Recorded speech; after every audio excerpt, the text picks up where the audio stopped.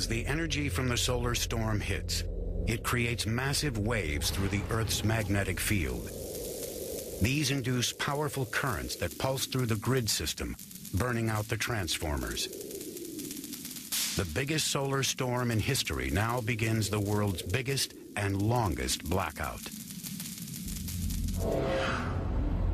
New York has an added problem: the ground on which it stands. Some of the Earth's surface absorbs electrical charge, but New York's geology is resistant to it. So most of the storm's energy remains focused on the grids above, increasing the potential for total destruction. Perfect disaster returns after this. The full force of the solar storm is felt on Earth.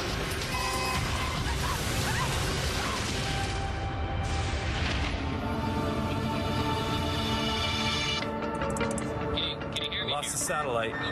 Whoa, losing signal. Global communications are mainly handled by satellites, television, telephones, radio, internet, aircraft, shipping, and defense systems. A worldwide communications breakdown could quickly follow the storm. As the storm disables local networks, like traffic signals, it creates dangerous scenarios on the already packed roads. As power drains from the city, more complex transport systems are thrown into deadly chaos. There's a question of signaling on trains, flipping from a red to a green.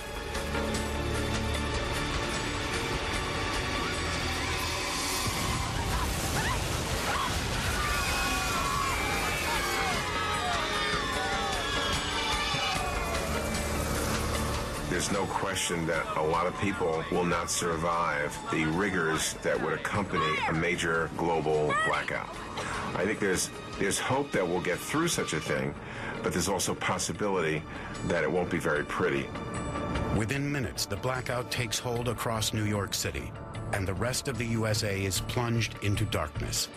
Around the world, as electricity stops being generated, the modern world comes to a standstill.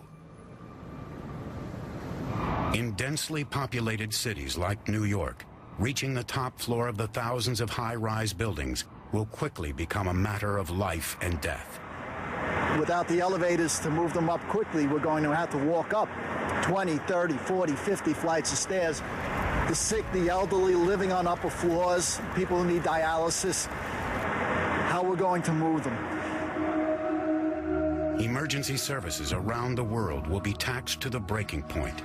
As days turn into weeks and then months, the disaster will only get worse.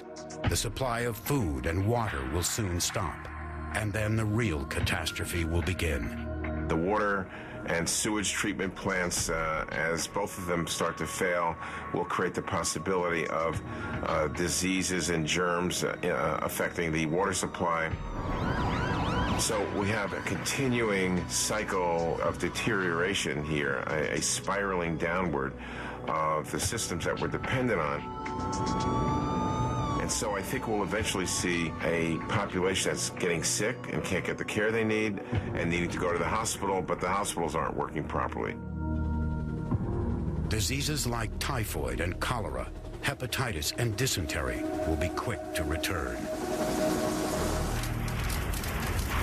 As transformers across New York finally blow, backup generators for utilities like hospitals now kick in, but only for as long as the fuel lasts, usually calculated as being just 3 days. Very straightforward reality when hospitals' electrical power systems aren't working. The more fragile the patients, the more likely they will not survive. And I hate to be blunt about it, but that's the reality of it. In this scenario, more than 200 transformers will have been damaged in the U.S. In all likelihood, it could take 2 years to replace them. New transformers will go to the highest bidder, so it could take up to a decade for the poorest countries to get back on their feet. This massive solar storm will take place someday. The sun is going to do what the sun's going to do. It's going to depend on how well we as mankind can prepare for this situation. As the blackout continues, the death toll will rise. The solar storm is over, but the global disaster has only just begun.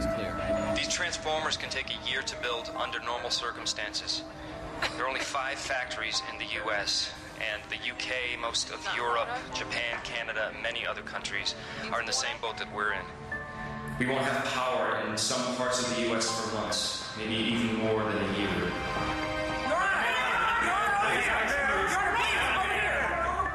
Thank you for your time, and thanks to the controlled blackout, we had transformers preserved from damage. We have a lot of work ahead.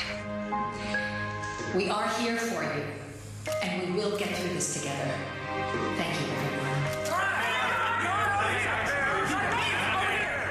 I need to personally thank you for keeping us on the map. So sorry.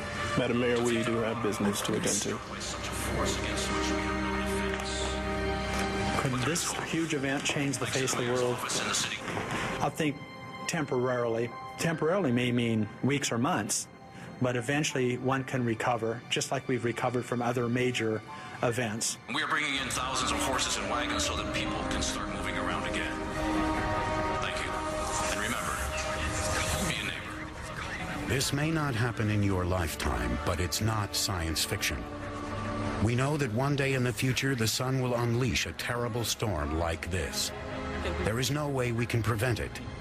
The next cycle of extreme solar activity is predicted to happen in 2011.